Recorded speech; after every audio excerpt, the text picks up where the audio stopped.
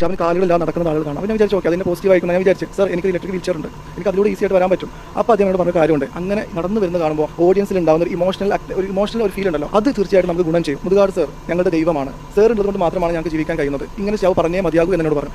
Social security മിഷൻ്റെ executive director ആയിട്ടുള്ള ഞങ്ങളെ സെക്യൂർ ചെയ്യേണ്ട ഡോക്ടർ അഷീൽ ഈ കാര്യങ്ങൾ കേട്ടിട്ട് എന്താണ് ഷിയാബിൻ്റെ പ്രശ്നമെന്ന് പോലും ചോദിക്കാതെ എന്നെ ബ്ലോക്ക് ചെയ്ത് പോകണമെങ്കിൽ അദ്ദേഹം മാജിക് പ്ലാനറ്റിൻ്റെ സ്റ്റാഫാണോ ഗവൺമെൻറ്റിൻ്റെ ഔദ്യോഗികമായ ഒരു ഇപ്പോൾ ഇതാണ് വിഷയം. മുതുകാട് സാർ നടത്തുന്ന ഒരു സ്ഥാപനത്തിനെതിരെയുള്ള പ്രശ്നങ്ങളാണ് ഇപ്പം നടന്നുകൊണ്ടിരിക്കുന്നത്. ആദ്യമായിട്ടിത് പറഞ്ഞത് ഒരു സ്ത്രീയാണ് തോന്നുന്നു. അവരെ കുട്ടിക്കുണ്ടായ അനുഭവങ്ങളാണ് ആദ്യമായിട്ട് പറയുന്നത്. അതിനുശേഷമാണ് ഷിയാബ് പത്രക്കാരെ വിളിച്ചിട്ട് മറ്റേ കാര്യങ്ങൾ പറയുന്നത്. കാരണം പലരും മുതുകാട് സാറിന് അത്രക്കും ഇഷ്ടമുള്ളൊരു വ്യക്തികളെ, എനിക്കൊക്കെ അത്രക്കും ഇഷ്ടമാണ് മുതുകാട് സാറിനെ.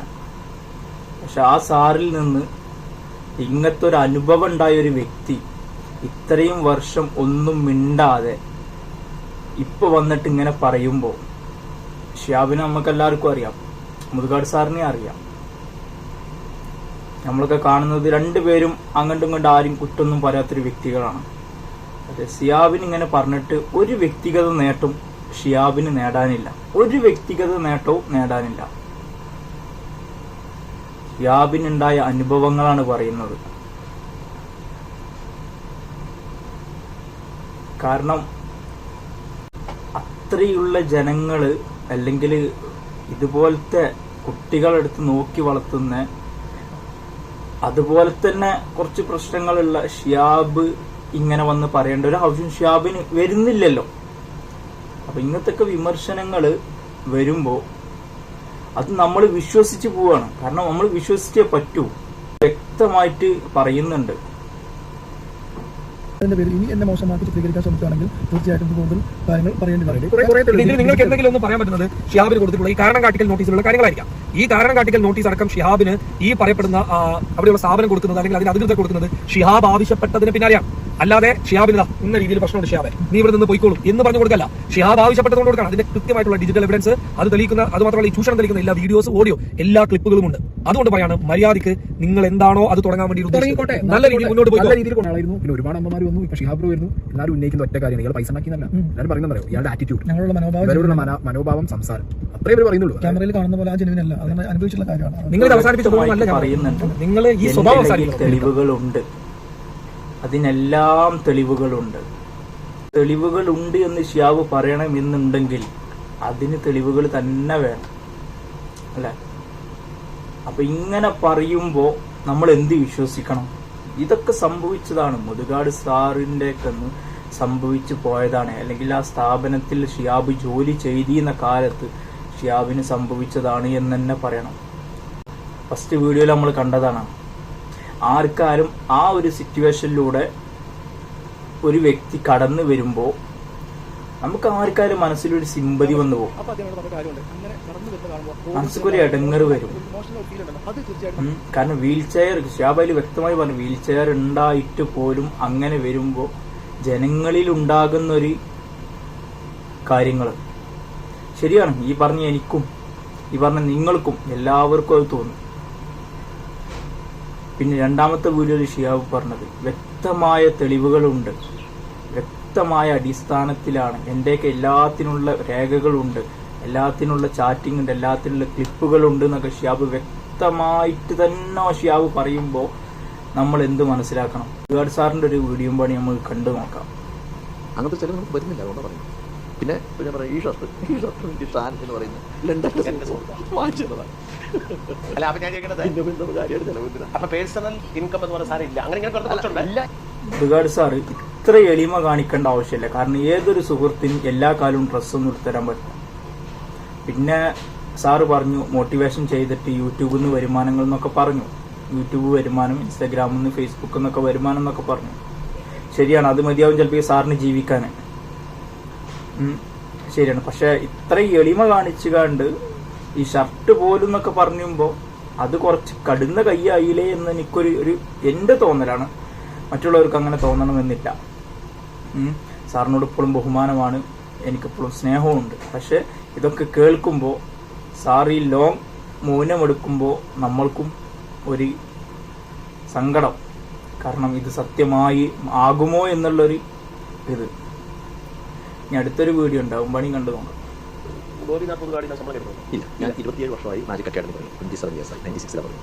ഇതുവരെ ഞാൻ 1 രൂപ സംബന്ധിച്ചു.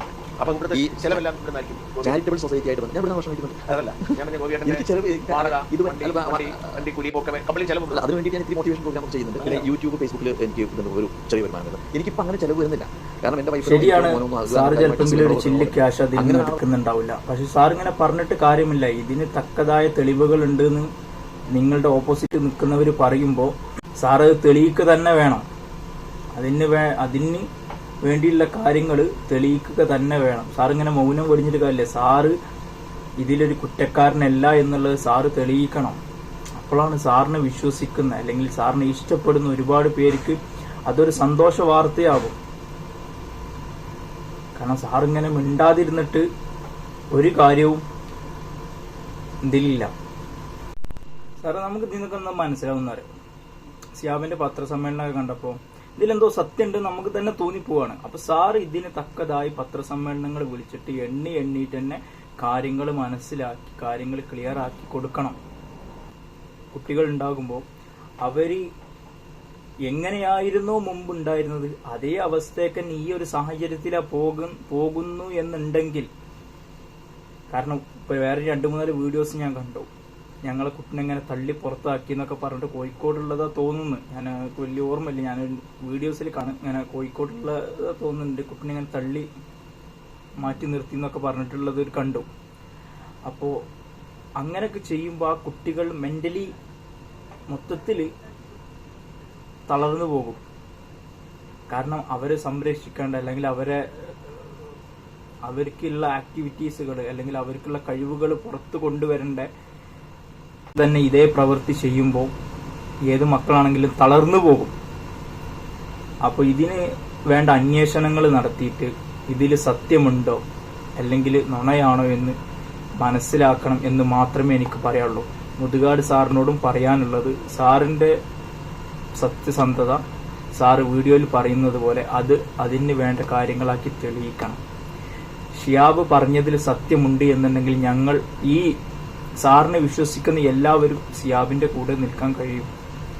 കാരണം ഷിയാബ് എന്ന് പറയുന്ന ആ വ്യക്തി ആരോടും ഒരു എതിർപ്പിനും നിൽക്കാത്തൊരു വ്യക്തിയാണ്. ഞാൻ അറിഞ്ഞിടത്തോളം, സാറിന് ഞാൻ നേരിട്ട് പരിചയമില്ലെങ്കിൽ ഷിയാബിനെ മറ്റുള്ള പല ആൾക്കാർ പറഞ്ഞിട്ടെങ്കിൽ എനിക്ക് അറിവുണ്ട്. അങ്ങനെ ചെയ്യുമ്പോൾ സാറിന്റെ സത്യസന്ധത തെളിയിക്കണം. കാരണം ഷിയാബ് പറയുമ്പോൾ നമുക്ക് വിശ്വസിച്ചേ പറ്റൂ. കാരണം ഇത്ര വലിയ പത്രസമ്മേളനമൊക്കെ വിളിച്ചിട്ട് ഷിയാബ് എണ്ണി ഷിയാബിനോട് ചെയ്ത വർഷങ്ങൾക്ക് മുമ്പ് ചെയ്ത കാര്യങ്ങൾ വരെ ഷിയാബിന്റെ മനസ്സിലുണ്ട്. കാരണം അത് ഷിയാബിന് അത്രക്കും മനസ്സിൽ സങ്കടം വന്നതുകൊണ്ടും അത്രക്കും വിഷമം വന്നതുകൊണ്ടും ആ കാര്യങ്ങളെ കണ്ടിട്ട് ഷിയാബിന് അത്രക്കും വേദന വന്നതുകൊണ്ടുമാണ് ഷിയാബിന്റെ മനസ്സിൽ നിന്ന് അത് പോകാത്തത്. ഷിയാബ് വ്യക്തമായി പറയുന്നുണ്ട്. ഷിയാബിന്റെ ഫാദറിനോട് ഈ കാര്യം പറയുമ്പോൾ ഷിയാബിന്റെ ഫാദർ പറഞ്ഞൊരു ഡയലോഗും ഷിയാബ് അതിൽ പറയുന്നുണ്ട്. അങ്ങനൊക്കെ എന്നുണ്ടെങ്കിൽ ഇതിലൊരു സത്യം ഉണ്ടാകും.